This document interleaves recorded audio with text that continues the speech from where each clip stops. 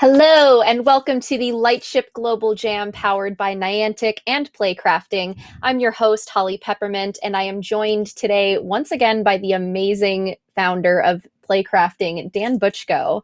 Playcrafting partnered up with AR technology company Niantic, the creator of augmented reality hits you've definitely heard of, like Pokémon Go and Harry Potter Wizards Unite, in order to power a global AR software jam this summer. This includes 3 global jams, as well as a series of live streams highlighting the teams around the world and their creations. So these 3 events will take place around the world during the jam.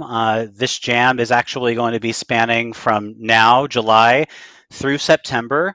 Along the way, 60 developers will be selected and paid to participate. They'll receive training and a workshop about Niantic Lightship, and then they'll actually create their own games and experiences with the Lightship AR development kit.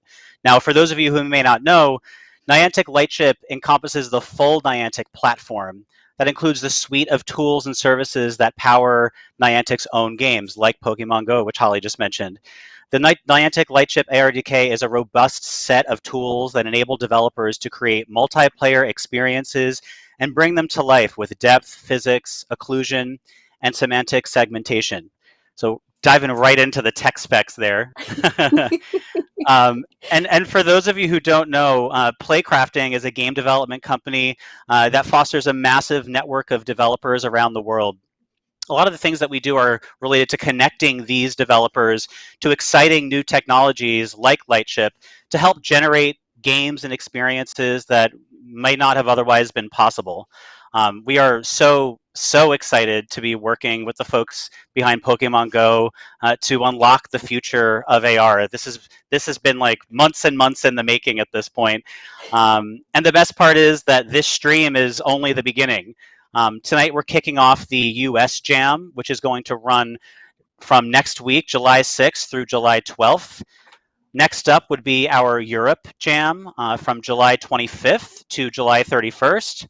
And then finally, we're going to go all the way over to Japan for a Niantic Lightship Jam from August 29th to September 4th. Now, Playcrafting and Niantic are in the process of selecting participating developers based on region, experience, diversity, and studio size. Head on over to lightshipglobaljam.com to learn more and apply. Again, that's lightshipglobaljam.com. We're looking for developers to build games and experiences with the overarching themes of discovery, exploration, and movement. The software doesn't have to be just AR games. It can include things like fitness, sports, social impact, entertainment, music, travel, and more.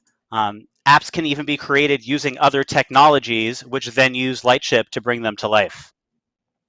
And Niantic is going to be funding these 5 awesome teams to spend a week developing their games and apps, with an emphasis on some of Lightship's key features, things like real-time mapping, multiplayer, and semantic segmentation. So, Dan, before we meet our teams, we want to share with you, the viewers, Niantic's interview series, which is called Early Explorers. And that is something that spotlights developers that they sponsor and mentor. So let's go ahead and meet Wicked Saints, which is the first of many teams joining the Niantic Black Developers Initiative.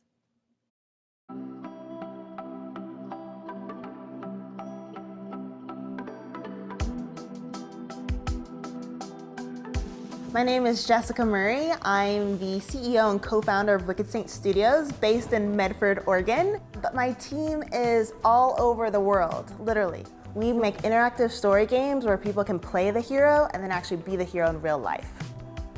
We are going to be building World Reborn on the Niantic platform. It's like Game of Thrones meets Riverdale with a little dash of Black Mirror. My path to game design is pretty atypical. Before I was a game designer, I was actually a peace builder. I trained young activists all over the world in social change communication. We wanted to figure out a way to scale that change. How do we reach more young people and activate them in their community to handle conflict but in a constructive way? When we had this revelation that young people wanted to practice what to do first before being sent out to do stuff, we started doing interactive story games using Twine, so text-based story games. Imagine that you fall into this deep pit and you're facing a dragon. The world will tell you that you have two choices. You either slay the dragon or you get eaten by the dragon. The problem with those two choices is that neither of them get you out of that deep, dark pit. But what we're trying to do is create tools so that you don't just survive these situations, but you can fly. We want to create a society of high-functioning dragon riders.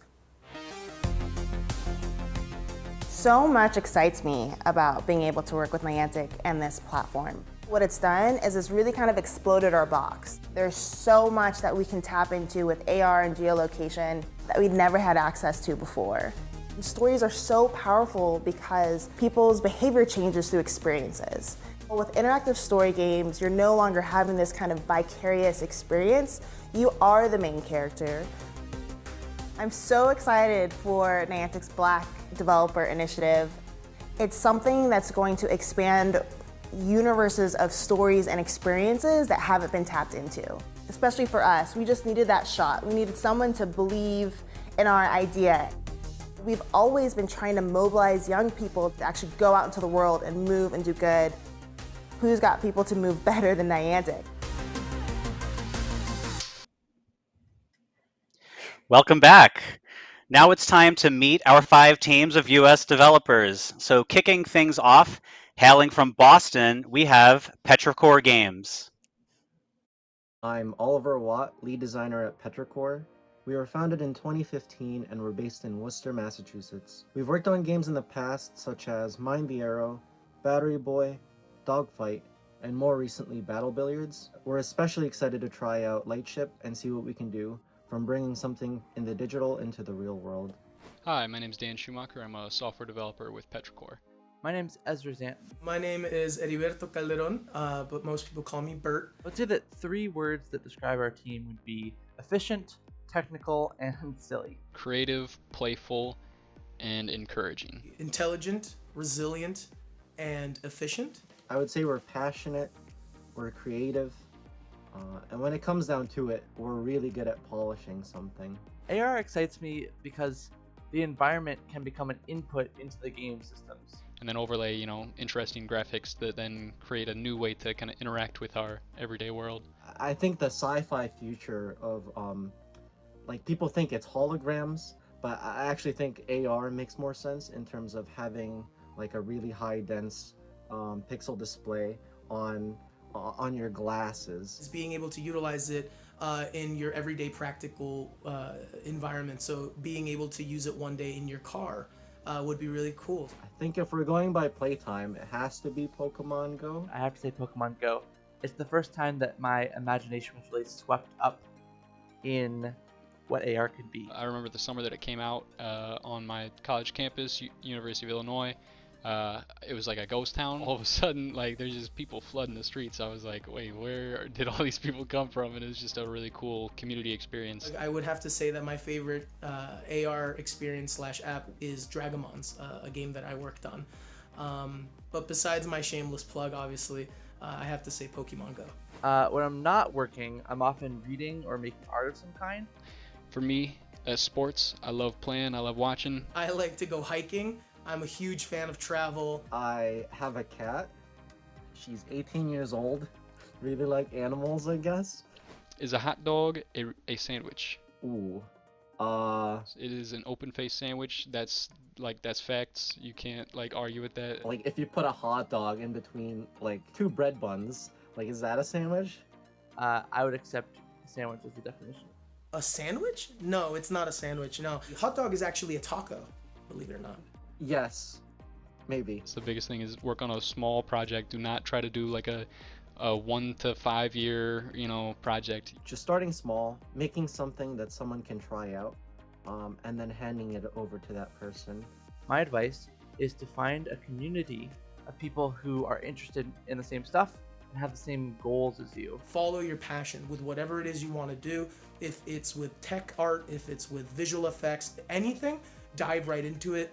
Google everything. Networking is key, as well as self-educating yourself. All right. And now joining us live is team captain Oliver from Petrichor Games. Hey, Oliver, how's it going? Hey, It's going okay. This this is sort of the calm before the storm that will be the game jam for the next week, huh? Yeah. I've already done some of the pre-planning, but yep. There wasn't anything else I was gonna say. That was it. Don't put me on the big screen. Welcome to No the big pressure. screen. No pressure. Yeah. So Oliver, what excites you most about building for AR? I think it's kind of like it's the new thing, right? Like there was that kind of threshold that we crossed when we went from like joysticks to like the Wii. It's like motion is a thing, and then other things kind of tried it, and some of it kind of lingered around with the Switch, and it's still kind of part of it. And to see kind of like this camera-based, the digital world is also part of the real world. It's kind of like a big filter that we're crossing through at the start, but eventually we'll like this is kind of the next step. It'll be cool to see like how it becomes a part of everything. Hopefully, eventually. Nice. And we got to see a great montage in there of some of the great games and stuff that that Petrichor has built before. Can you tell folks who are tuning in, what are you actually planning to build as part of this jam? Give us a sneak preview. Oh, so we had like a 1 hour meeting to try to decide something. But we had like a list of ideas that we were trying, and we kind of like latched onto this like Tamagotchi type experience. But given the deadline, we might try to scope it in a way. For some reason, I'm thinking it's easier to do a bunch of Tamagotchi instead of one really, really detailed Tamagotchi. So we might like combine that idea with like Chow Gardens, if that makes any sense. And yeah, we're gonna see how that goes. So you're going for volume. I love it. Yeah. Hopefully, having like 20 like little dudes that you're hanging around with, will make it kind of not as obvious that this character that we're making will have been made in a week. Now I know that the other devs that are going to be a part of this jam and other folks that are currently developers or perhaps aspiring developers are probably tuning in right now or will see this. In your experience, what are sort of the differences in terms of challenge when it comes to designing and building for AR versus a more traditional experience that's just flat on a screen? Oh, usability. It's way different to try to make something where you're playing it from a device, but not just a device that you're kind of like putting down and playing with, but you're actively taking part in what's in the environment. So you kind of need to design around like obviously you don't want the main experience to be like pointing it at people, or like you don't want to make like jaywalking simulator in AR because that kind of doesn't play well. That's the New York City version, yeah. Yeah. It's just extra hard mode, you know. That's well, obviously, like safety is key.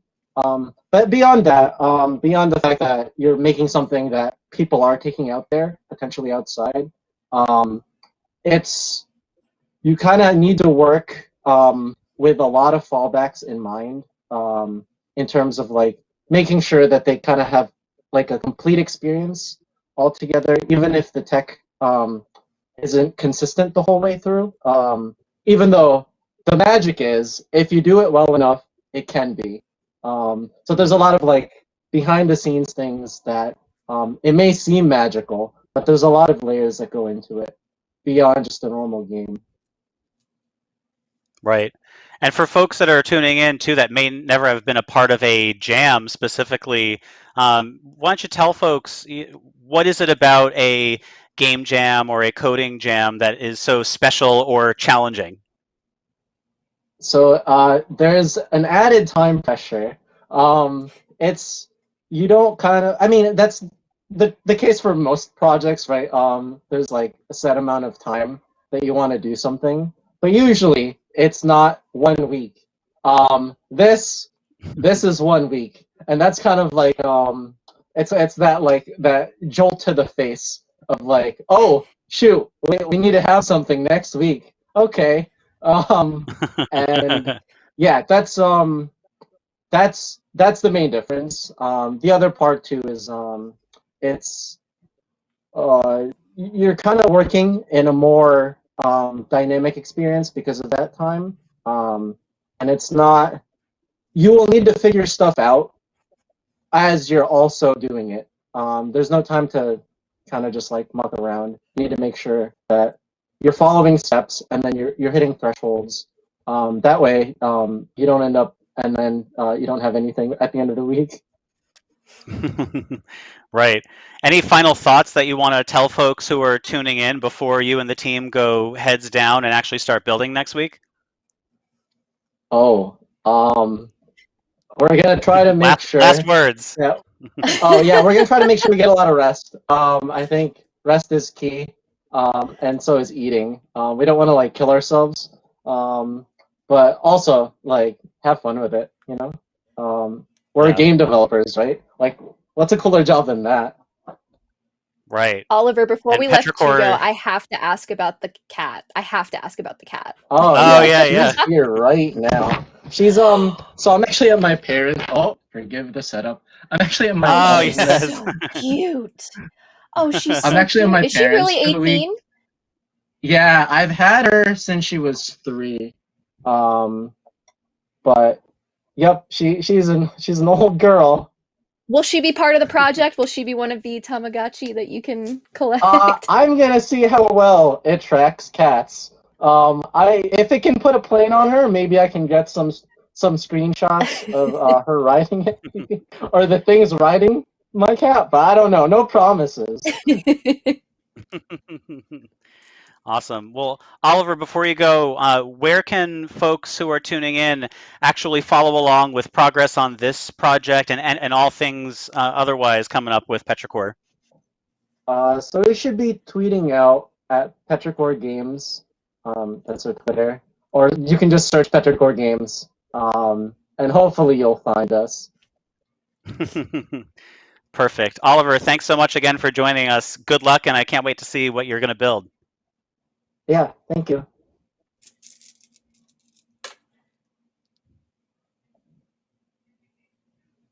Thank you so much again, Oliver, and for taking the time out of your day and your cat's day to chat with us. Before we meet our next team, let's take a quick look at what 5G means for the future of this type of content development. These explorers are about to take on their biggest challenge yet, and they're going to need everything they've got, including the blazing fast speeds of 5G technology. But what exactly is 5G? It's the next generation of wireless network technology, designed to expand the bandwidth and speed of existing mobile networks, so that you can level up your mobile gaming like never before. But that's not all, because Player 2 has entered the game. Multi-Access Edge Computing, or MEC, is a new form of data processing and the future of multiplayer mobile gaming.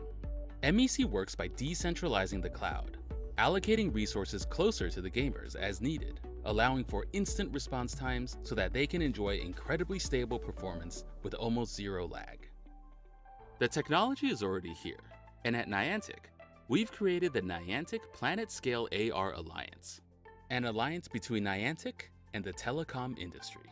Working together, we're building an ecosystem to deliver the next generation of AR gaming, lag-free, with a stable connection, all over 5G. What does this mean for you? It means who has the fastest internet will no longer be a question. You and your fellow explorers will have a consistent and reliable gaming experience, regardless of where you are or what you're playing. Even if you're on different sides of the world, you'll enjoy the same high speeds and low latency using 5G technology. 4G is in the past. Niantic and 5G are here now, and the future is in. You hear so much about 5G, it's really cool to actually see what's possible with it. Welcome back to the open ceremony broadcast of the Lightship Global Jam, powered by Playcrafting and Niantic. This summer, for those of you who missed the opening of the show, Playcrafting and Niantic are teaming to produce 3 global jams, as well as a series of live streams like this one, highlighting the teams around the world and their creations. So let's meet our next team, Bumblebear Games, representing my hometown, New York City. Hi, I'm Josh DeBonis. I'm a game designer. I'm the president of Bumblebear, an arcade design studio in Brooklyn, New York. So the way that Bumblebear got started was that my business partner, Nick, and I started designing real world games together. Most of our games have always been a combination of creating a spectacle as well as having at least a little bit of strategy. It eventually culminated in a game called Killer Queen, which is a 10-player arcade game. We have done like a field game version of Killer Queen. That was actually the first version of Killer Queen. And at that point, that really got some traction, and we decided that we wanted to form a company around making new arcade games like that. We feel strongly that like the ability to meet strangers and physically engage with other people around you is really important. That's like, you know, what makes our games special. I'm Nikita Mikros, the CEO of Bumblebear Games. I'm Gyro Blade, and I'm a game developer based out of Brooklyn, New York. I currently work as the lead programmer for Bumblebear Games. Our team is small, agile, and works well together. We are very iterative. Plucky, quirky, and resourceful. I've been making games professionally since 2004, I believe, so getting on 17 years. As a hobby, I've been doing it for 36 years. I can recall being in middle school and first learning how to do some programming, and the very first thing I wanted to do was make my own little games with that. So it's always been something I've wanted to do. It provides technology that allows me as a designer to encourage other people to explore the world in the way that I see it. You have the opportunity to essentially take the arcade and bring it everywhere. You can make outside at a park just as exciting and crafted and interesting and community driven as you can, you know, a bar arcade or a family entertainment center. Probably Pokemon Go, I would say. I loved when it first caught on, that I could just look out of the window of the office and I'd see people on the street and I knew what they were doing and knew what they were playing. Personal goal for me during the jam is going to be to learn as much as I can about more AR systems. It's something that I'm still new to myself and something that I think I'd like to explore and work more with. One of the reasons I'm excited to do this is we're going to spend most of the time together in the office working, and it'll be a good chance just to spend some time with the team. You know, we're all friends, we like hanging out, and we like working together. I would say deep breathing is good. An inordinate amount of coffee. I would encourage you to try designing an arcade game. And I don't necessarily mean it has to be in a cabinet, but to have a game that you can play quickly, that is meant to be played face-to-face with other people. This one doesn't have to be perfect. And just no game is, you're always going to iterate, just keep iterating.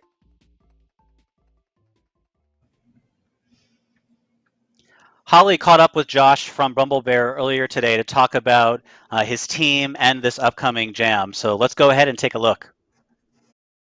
How's it going, everyone? I'm Holly, and I'm joined now with the team captain of Bumblebear, Josh DeBonis. Thank you so much for joining us today, Josh. Oh yeah, my pleasure. I'm happy to be here. So we have you here because we'd love to hear all about you. If you could please introduce yourself and then your team members.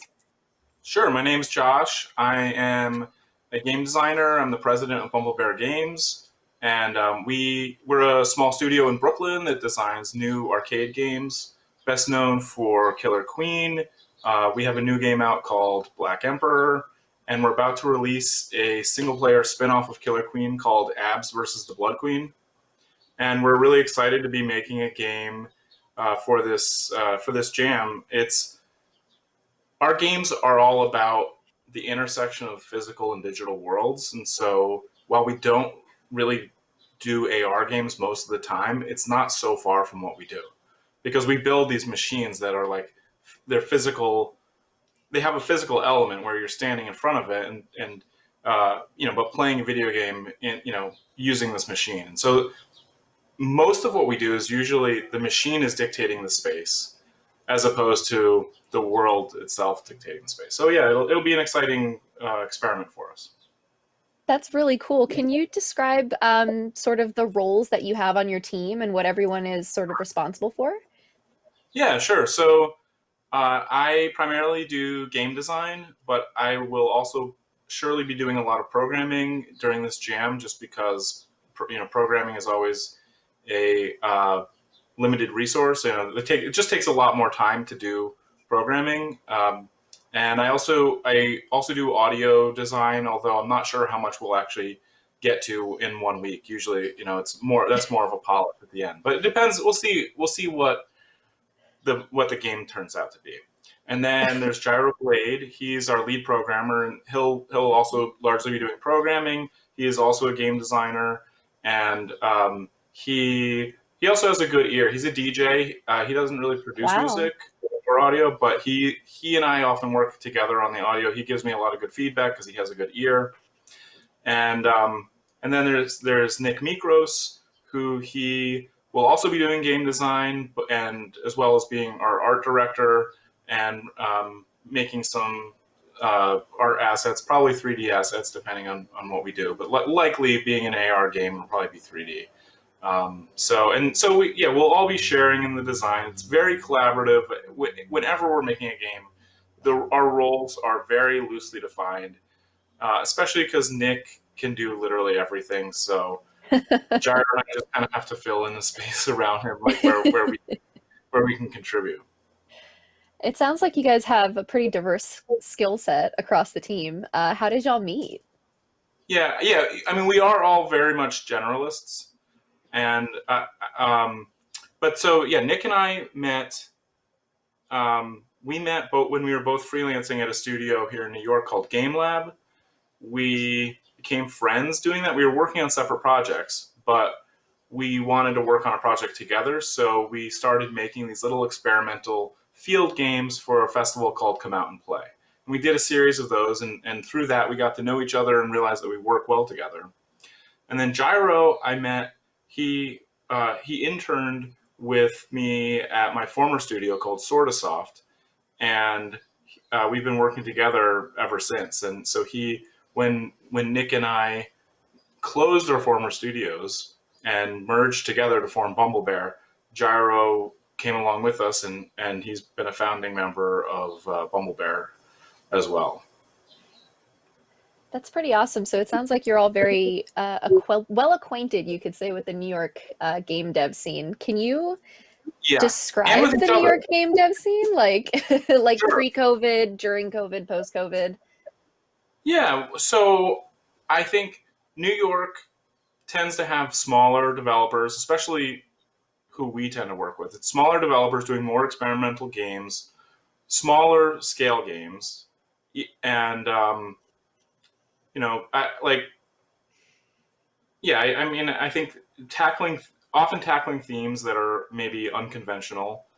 And I mean, what we're doing is more, I mean, we're doing these arcade games, which it's kind of unusual to be in New York to be doing something that requires such large physical objects. It's tough to move them around. Build them in New York. I mean, we're kind of in a inconvenient place to be making the type of games that we do. On the other hand, the types of developers and designers that understand what we're doing with these games tend to be here in New York. And we have places like Wonderville, which is an arcade bar that has all indie arcade games, and the NYU Game Center. Like both of those places have really supported the style of games that we're making, and other designers who are making games in this style. Even though it's an inconvenient place to do it, it's just what people here want to be doing.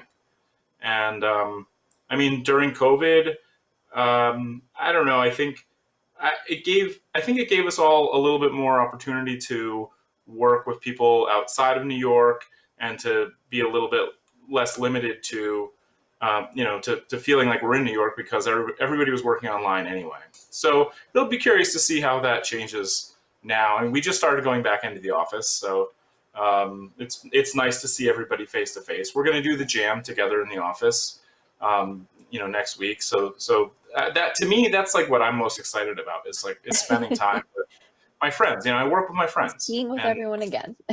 Yeah, totally. So arcade genre seems to be your recent focus. Why AR now? Well, I think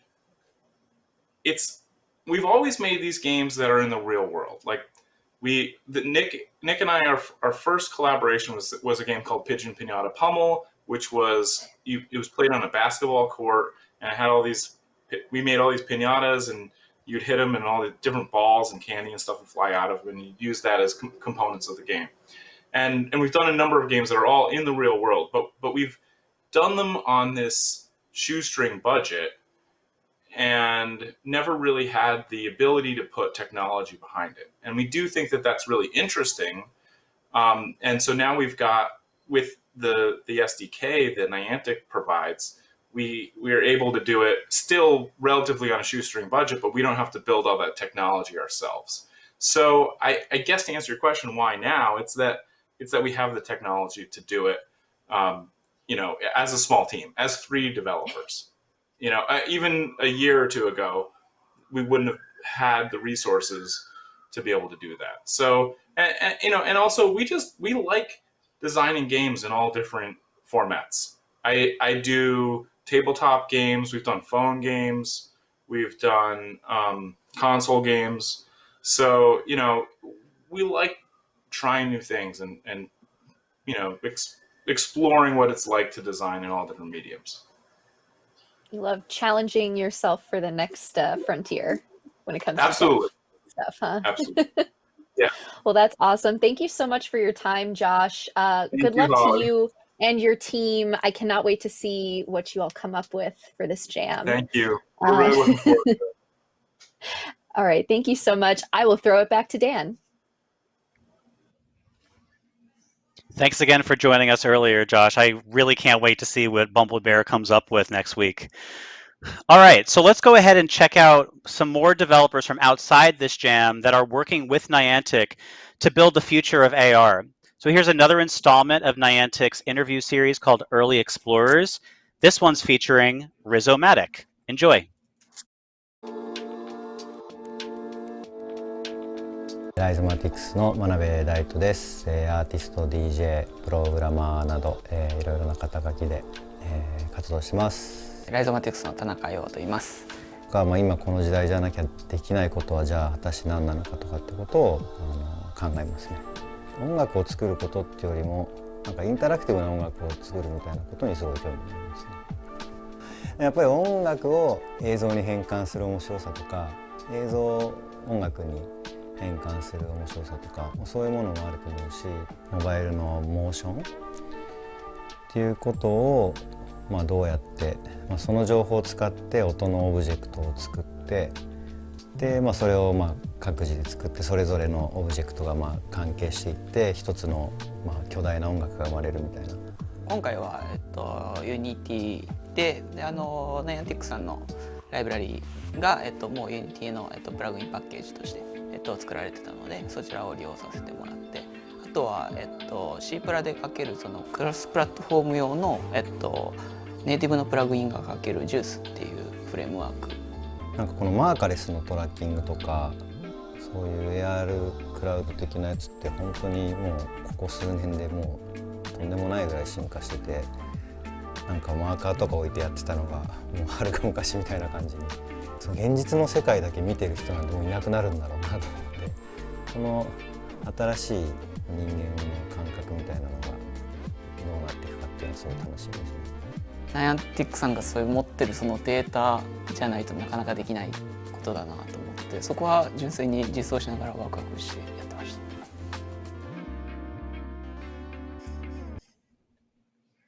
Welcome back, everyone. Now, joining us live, we have a very, very special guest. Please join me in welcoming Amanda Witt, Product Manager of Niantic's Lightship ARDK. Hi, Amanda. Hi. Hello. Nice to be here. Yeah, thanks so much for joining us. Now, we've been talking on and on and on for the past 30 minutes or so now about the Jam, about Lightship, but for those folks that might be joining us right now for the first time and may not be familiar with the Lightship ARDK, why don't you give us like a nice quick deep dive into what exactly the Lightship ARDK is? Yep. And I'll introduce myself too. I'm Amanda. I am the product manager on our Niantic AR platform and the Lightship ARDK.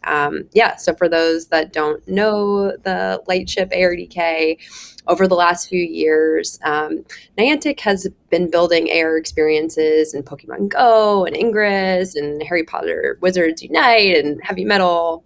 And in the process of building out the AR platform for those games, we've been building out key technologies and wrapping this up into our internal toolkit, which is known as ARDK. And so ARDK is about building AR experiences that can realistically interact with the physical world and understand what is in front of the user and the surfaces, and then also enables social AR, so sharing AR in gameplay with multiple users. And so now ARDK is what we are bringing to the external developer community. Right now it's in beta. So we're super excited to be working with Playcrafting as early explorers of this ARDK and exploring it with us. And it is an SDK that integrates directly with Unity and allows you to build for iOS and Android. And we are launching ARDK later this year. So currently in beta and exploring with Playcrafting. Amazing. And, super, super exciting to see you all, the folks behind Pokemon Go, sort of become these shepherds of the future of what could be possible in the world of AR. And that's what this Lightship Global Jam is really, really all about. What sort of like specific features are you personally hoping for that developers in this jam will really dive into and leverage within Lightship as they're actually building out their own games and experiences? Yep. So definitely leveraging our social and multiplayer APIs that are part of ARDK. So these are APIs that let multiple users, up to 8 users, experience a game together or battle each other or battle AR content in a realistic way in the same place. So really being social and having a shared AR experience. Another set of features are around our computer vision or contextual awareness features. So our depth API, our meshing API, what we're calling our semantic segmentation API, which is the ability to recognize certain objects in the user's environment like sky and ground, water, buildings, foliage. That ability to know what the realistic topography is in the space, what environmental elements are there. We can sort of bring that into gameplay and allow the AR experience to be super realistic and visually accurate. So leveraging kind of those key core advanced AR feature capabilities in ARDK, we think can really help the games and the game creators kind of find the fun with AR. Yeah, and as you were talking through sort of the social side of things, I feel like there's no better time than now when the world is starting to finally open back up after a year and a half of all of us being very much distanced, to give people something fun and exciting and engaging that gives them a reason to go out there and explore the world and meet other people. It just feels like the timing couldn't be better. And I know that you mentioned that ARDK is currently in beta.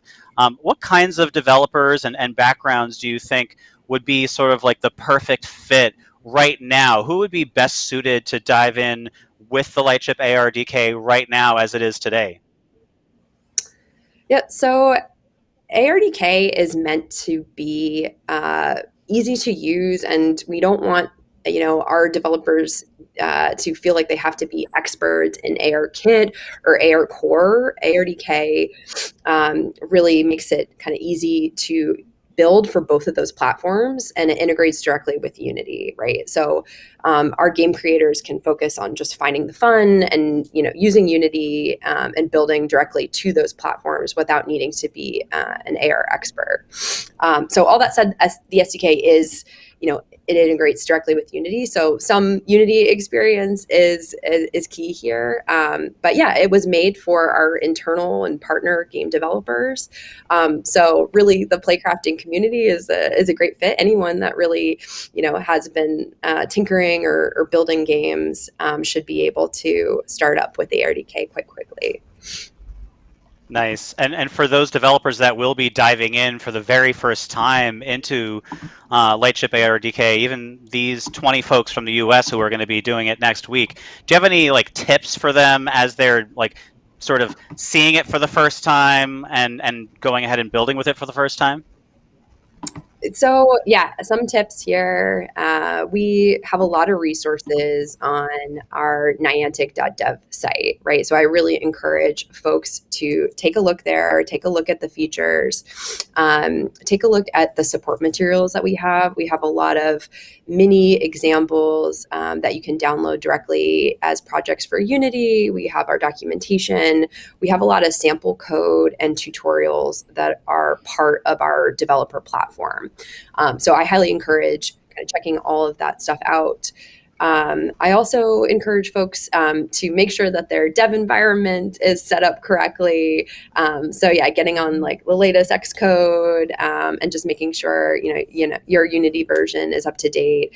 That will just help things get started up and help folks get onboarded. So take a look at the system requirements that we have. The last thing too is we, Niantic, are super invested in our early developers. We want to make sure everyone's having a great experience, and we are here to help, right? So we have a Slack space forum for our early developer community. It's small but mighty. There's a lot of supportive other community members that are there. The Niantic folks, including myself, are there, and we're talking to everybody every day on that community, answering questions, making sure any issues are handled, and we love learning from our developers too. So yeah, checking out the Early Explorer Slack space. We are here for you and here to help. Nice. Now, I'm sure when developers nationwide and worldwide hear and heard that Niantic has the Lightship ARDK and the Lightship platform, I'm sure a lot of folks first go to, I want to make the next Pokemon Go. What kinds of games and experiences are you personally hoping to see come out of this jam, and even for devs that may not be participating in it but are getting access to the beta? Yeah, so I am super excited by the idea of a future where AR experiences can be hyper local and tied to real world locations. So things like bringing local stories or history stories to people in a community, or AR artwork, or things where relevant content is tied to that certain point of interest and helps you get out and explore your world.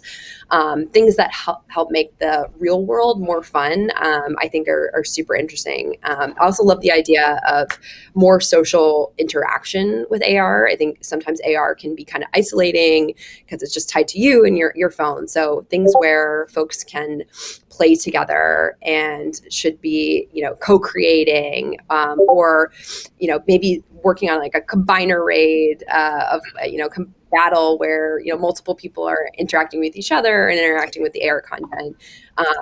I love those kinds of ideas, and they're definitely things that the ARDK is there to support.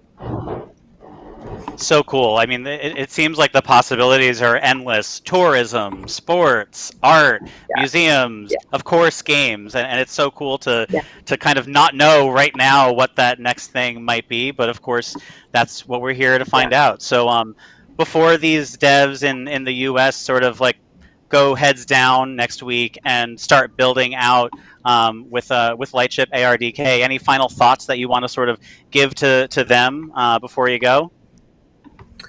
Yeah, we are super excited to see what folks can create, right? And there's a lot of possibilities, I think, to drive experiences that let folks interact with their real world in a more interesting way with AR, or also drive more interesting social interaction with AR. And so really excited about seeing those ideas come to life.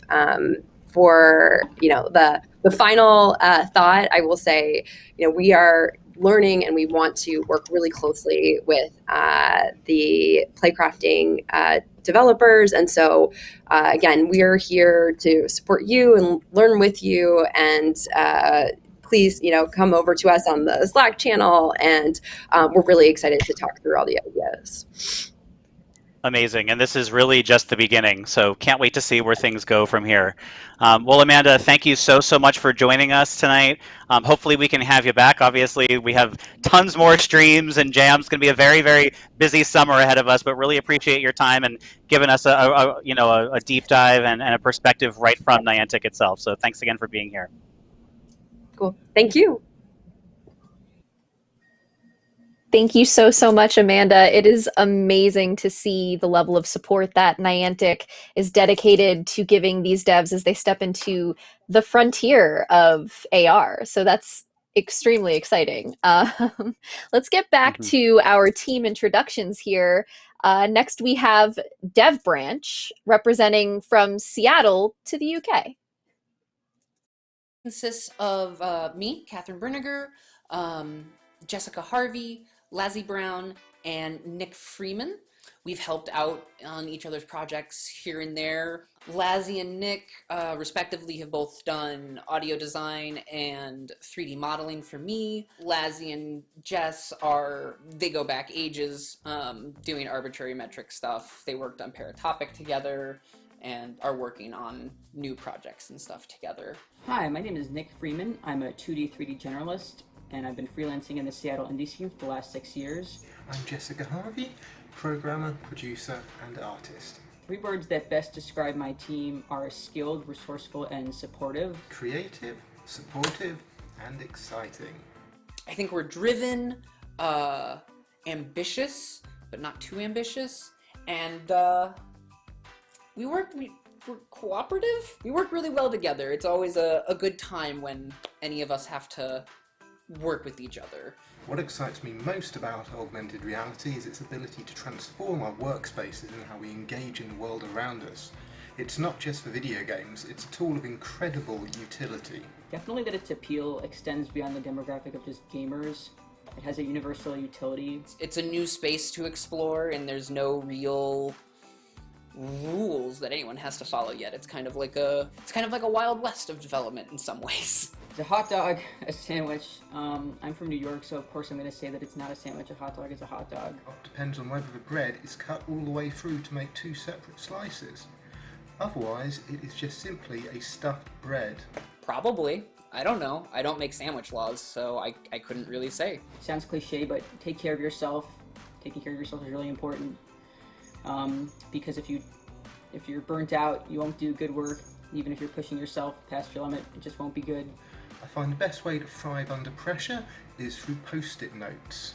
Write down every component of the problem down on a sticky note and rearrange them into something a little more manageable. I personally find compartmentalizing my tasks, breaking everything down, and then just slowly working through like a numbered list, just one by one. And to new creators, my advice is simple. Take your time and don't burn out.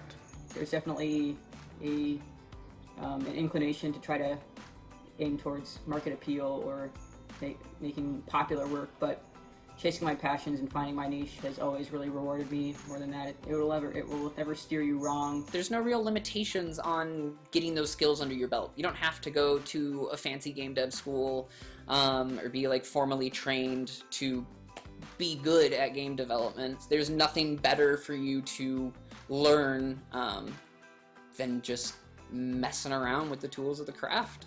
That's how I got here. We should have known that that hot dog question was going to be extremely divisive. So controversial. Yeah. Who knew, right? Especially for the New Yorkers. Come on, that's sacred territory. Yeah. I love their description of AR as the Wild West and it having universal utility. I feel like those are two great buzz sentences we could possibly use in the future. So I'm super excited to see what Dev Branch comes up with for this jam. Dan, who is our next team? Yeah, so next up we have representing Detroit. It's Team Urban Electronics, and actually super excited. Joining us live right now is the captain of Urban Electronics, John Wolf. Hey there, John. Welcome. Hey, what's up? How's it going? Hi. So glad you could be here with us tonight. Thank you for having Now, me. tell us more about Urban Electronics. Who's on your team? Yeah, so we have currently 5 really stellar individuals, including myself. So actually, I'll just say 4 because I want to give them all the credit. But starting just with who I am, my name is John Wolf. Yes, currently I'm in Detroit right now. I just spent 4.5 years in Japan, but so I know Japanese, have worked with Japanese developers, have made some interesting games. Next up would be Gregory Johnson, who just recently actually graduated, but he is a quite prodigious lead programmer that we have currently right now. And he's really adapted to augmented reality as well as some other interesting technologies such as blockchain and things like that. Also something I can get into if you guys are interested.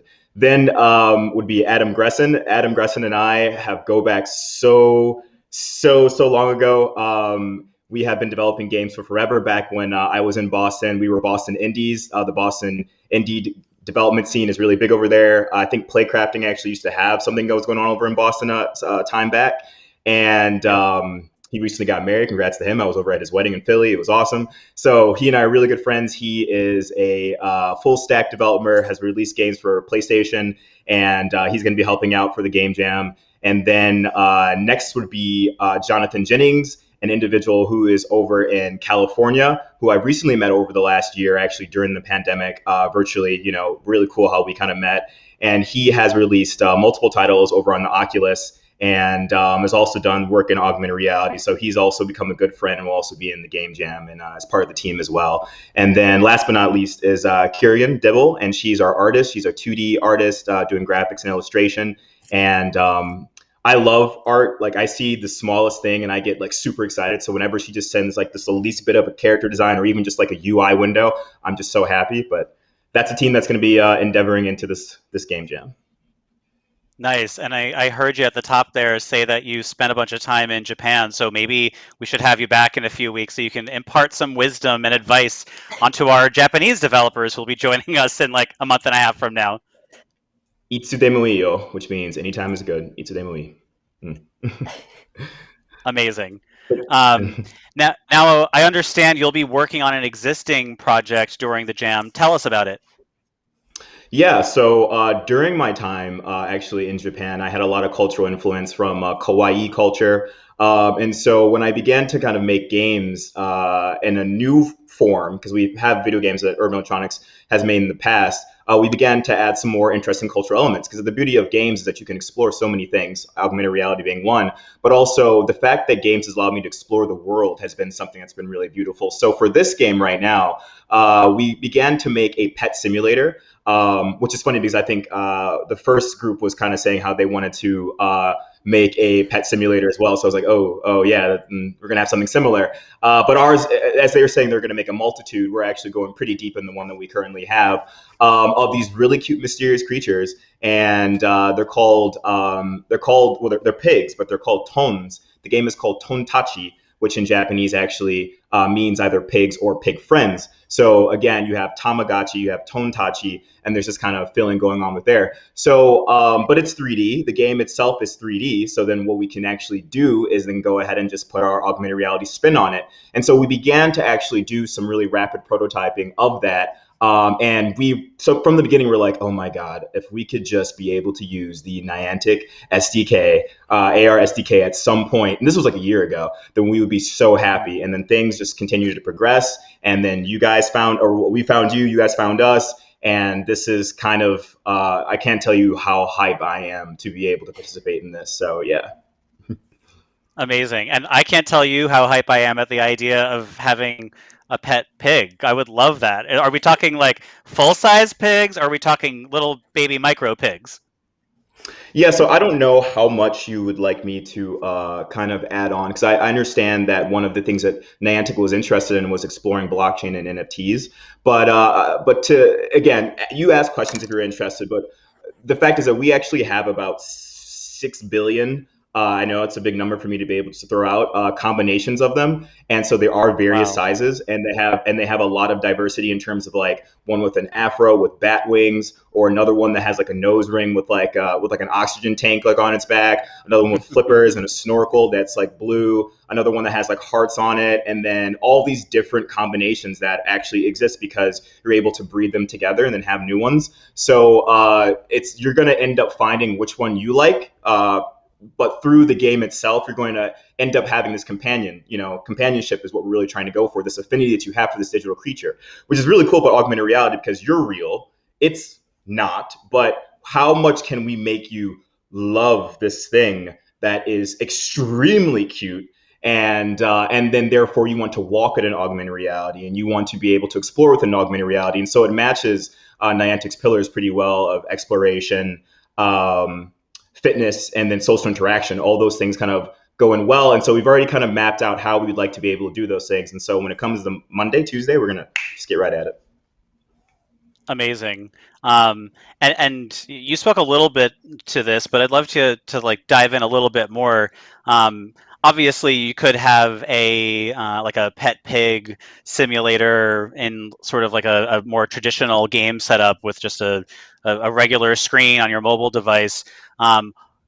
Tell us more and more about what is it about AR specifically that you're excited about to help bring this game to life and give sort of a new experience to the folks that will come through and try it out. Yeah. So here's the ultimate feature that we're looking to have is that your pet tawns, which are pigs, have certain abilities within them, and what these abilities lend themselves to the best is by having them be able to race on a racetrack. And so having them in a 3D racetrack where you're able to have, again, this one that has its afro, that has its bat wings, versus the one that has flippers and its nose ring, go against each other is something that's really cool. But to take that a step further, what if we're able to,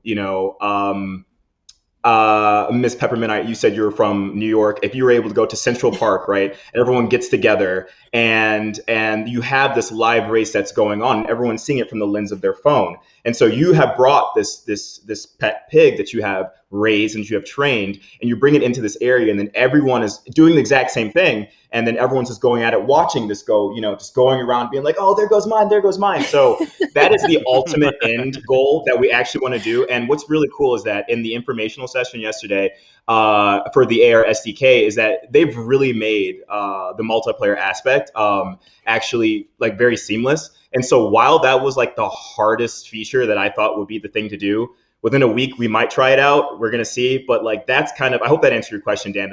That's kind of like really what we feel that we're gonna be able to do with augmented reality, and then again, just with these pets that we have. So making them not just something that you're just loving and taking pictures of, but also being able to have even more utility of them in the vein of not just fighting in terms of like classic Pokemon battles, which is cool, but also in this kind of racing thing, more like Mario Kart is kind of the end goal that we're looking to get at.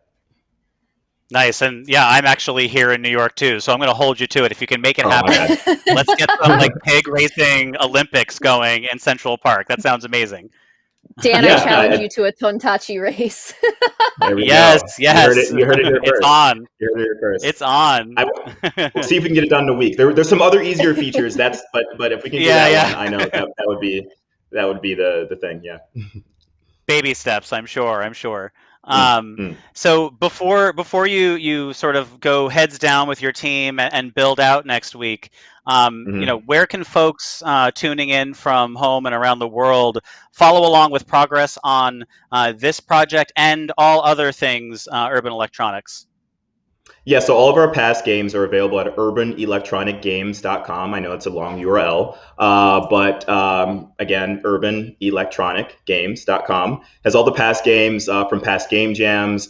A really cool game that we made and released over in Tokyo, which was quite an accomplishment. So it's it's localized in both Japanese and in English. I did that. It was a nightmare, but it was cool. And then also for you to follow along with this game, we have our Twitter up as Tontachi. Tontachi. Again, that's Tontachiar. So I think it's right there at the bottom, right there, something like that. There we go. Right there. And you can follow along, and we'd be honored to have you to follow along. But again, Dan, really props to Playcrafting to have this event going on. And again, I can't tell you how excited I am to really be a part of it and get something really cool to happen. Yeah, we're so excited to have you and your team join us, and cannot wait to see where Tontachi goes from here. So thank you so much again for John for joining us. Have a blast next week, and we'll catch you later and see how things are coming along. Okay. All right. Take care. Thanks again. Later. Thank you. Oh, thank you so much, John. You've created such a vivid world in my brain now of Tontachi racing in Central Park. I will literally never be able to forget until it's reality. So good luck. So much good luck to Urban Electronics. I cannot wait to see how this turns out. Thank you again, John, for your time. Before we meet our final team, let's check out our final installment of Niantic's interview series called Early Explorers, which spotlights developers that they sponsor and mentor. Let's meet Bascule.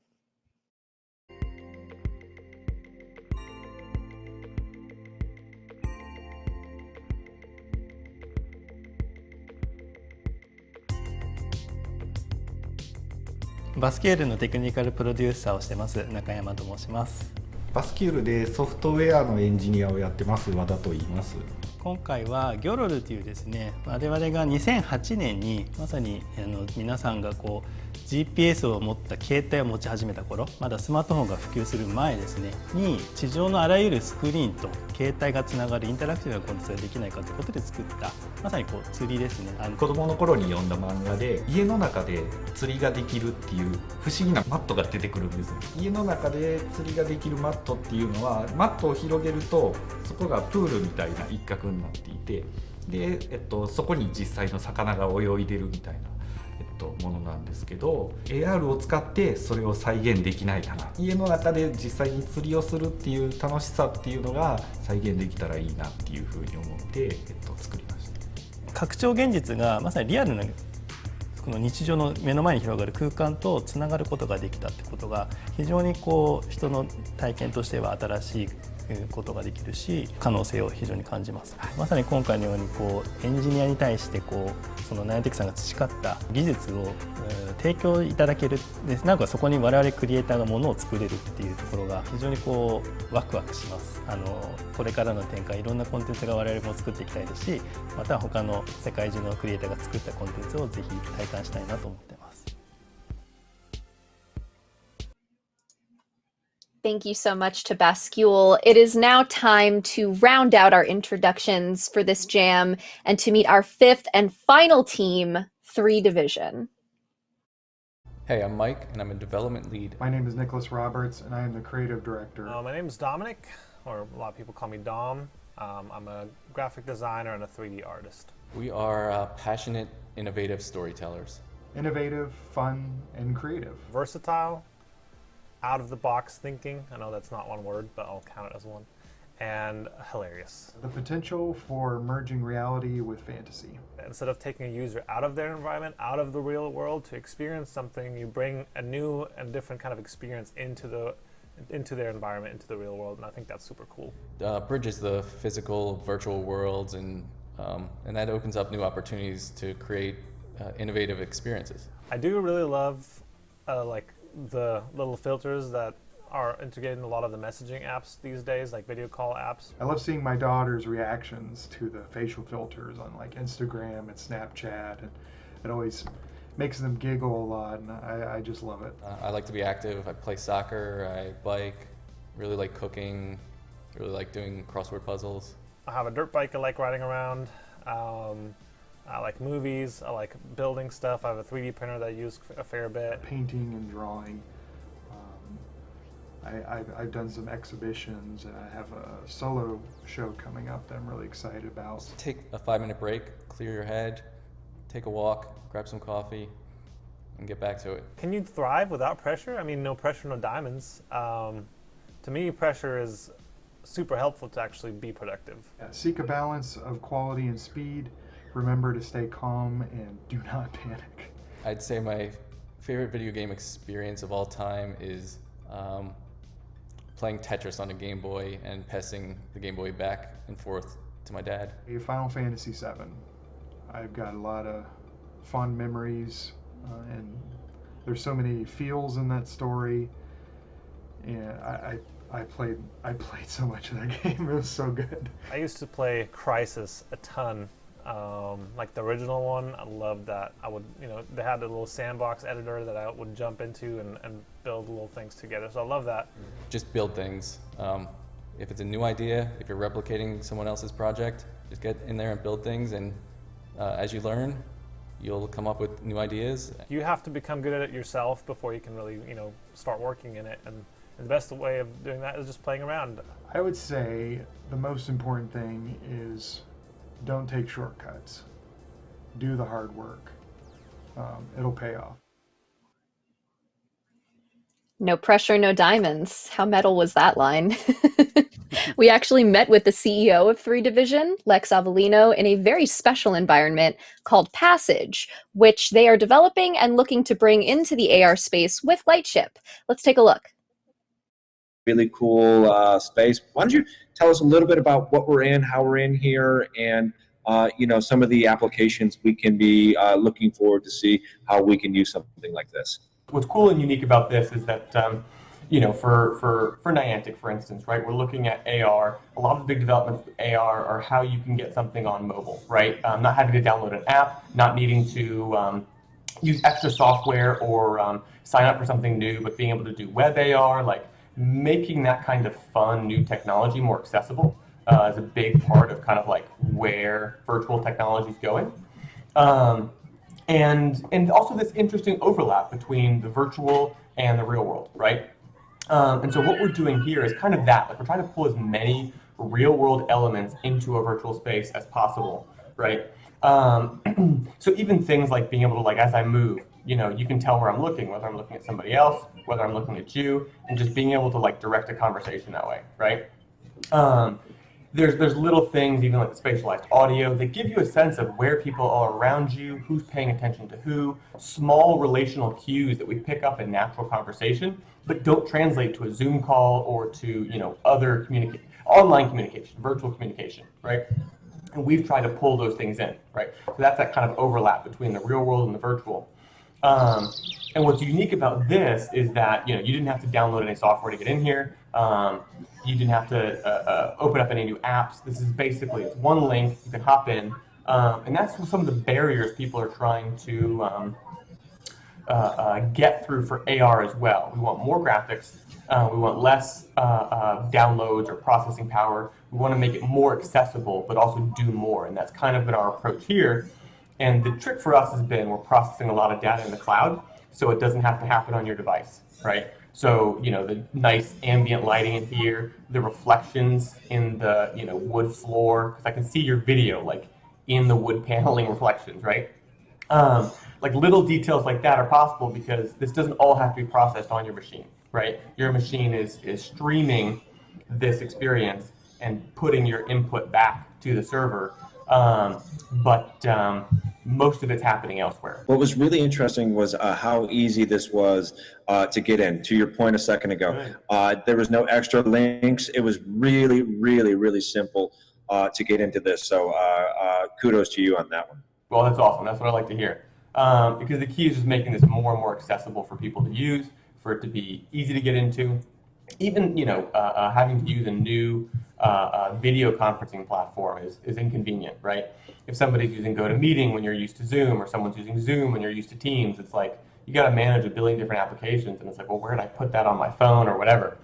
And with this, we want it to be super hyper accessible through the browser.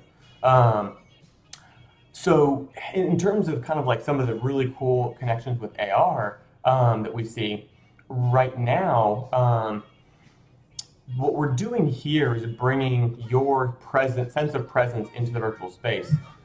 With AR, we think there's a really interesting application to pulling people out of the virtual space and putting them in your living room, right? Putting them where you are, right? So that you could almost have like a mutual viewing experience with some people are in this platform watching on their screens, some people are sitting on their couch with their phone, but there's this really interesting overlap where somebody could be using AR to see their friends in the room around them. But the friends are in here and they see that person's environment projected into the 3D space, right? And so there's just all these really interesting areas where you can create that overlap. But the goal is always kind of like this cross-pollination between the virtual and the real, because there's so many human things that we get in real interactions, hearing someone's voice, seeing someone's face, and then body presence, even seeing where people are looking, things like that. That you're never going to perfectly recreate. It's just a matter of trying to get the best of both worlds, right? With virtual, you get the ability to connect with hundreds of thousands of people over great distances. But with physical, it's more personal. You can communicate more in smaller details. And there's more seamless communication personally than virtually. And so we're just trying to leverage the best of both of those. And AR has a unique spot just in terms of like that element of bringing the virtual into the physical rather than the other way around. Finally, is there any way that we can do a conga line around here? Can we do a, can we just do a, can we do a conga? Easy. Hey, I'll Lex, give I'm you going to one follow back. you. This Yeah, is- I'm going to, This is the way you do this, okay? So we got to come up these steps. okay, I'm going up the steps. Hang on, I'm coming up the steps. Hang on, I'm a little slow. Oh, you're all good. And then Okay, here we you go. come up these steps. What we're going to do, Okay. we do a little parkour in here, right? Oh, we're going to parkour? Yeah. I think this is a great idea. So you come, Okay. you run down to the bottom, and once you're getting close to the railing, just hit the space bar. Okay, you ready? Okay. Ready for Okay, it. get back up here, Lex. Come on, let's do it together. Let's do a Okay, 3D let's do jump, this. everybody. Space bar. Oh, look at that! This is so cool. Okay. All right, everyone. Are we ready? Ready? Oh, I'm Three. sorry. Let's do it. Okay, are you ready? 3, 2, 1, go! Oh. Boom. Ha! Well, hey, thank you again for your time. Good luck, and we will talk to you soon. And this is so cool. So congratulations. Oh, I'm glad to Thank hear you it. so much, man. Thank you so much for your It's time, great bro. talking with you.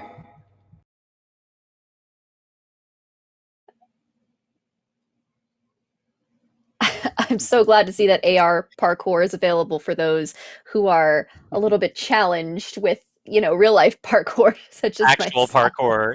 Yeah, I would be Yeah. terrible at that, and I would immediately hurt myself and break 10 bones. So the future is endless for those of us that are less than three-dimensionally inclined.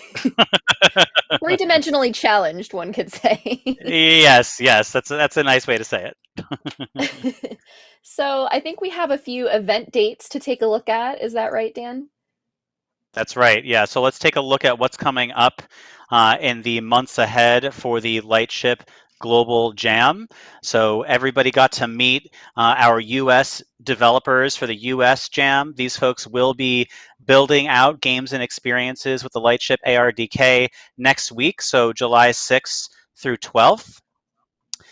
We will feature a stream in which we will showcase the projects that were worked on. So definitely tune in right here at the Playcrafting Twitch channel.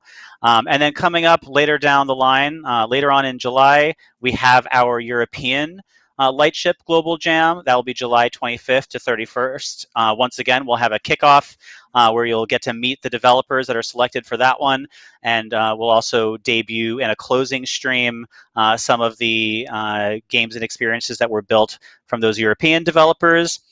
And then rounding out a little bit further down the line at the end of August, from August 29th to September 4th, we will have our Japanese Lightship Global Jam featuring developers working on AR games and experiences from Japan. And again, we will kick off with an introduction to those teams, and then you'll actually get to check out some of them as well. So for full information on this awesome all summer long global jam, just head on over to lightshipglobaljam.com. That's lightshipglobaljam.com. You can see it right there on your screen. That has full information on what's coming up. We'll probably be posting up updates on there as well as we go along.